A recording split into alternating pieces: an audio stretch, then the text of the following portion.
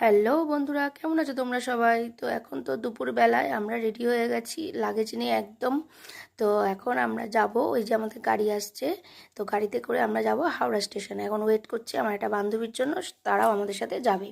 তো তারা তিনজন, আমরা তিনজন, আরও তো লোক অনেক আছে। তো চলে আসলাম গল্প করতে করতে হাওড়া স্টেশনে। তো হাওড়া স্টেশনে এসে সবার সাথে দেখা, দারুণ মজা হচ্ছে। কখন যাব এমন একটা ব্যাপার। তো দেখো চলে এসছে আমাদের দার্জিলিং যাওয়ার ট্রেন। তো এবার আমরা ট্রেনে সবাই মিলে উঠবো। তো ট্রেনে বসেই আমাদের শুরু হয়ে গেল চা বিস্কুট এইসব খাওয়া। আমি বাড়ি থেকে চা করে নিয়েছি।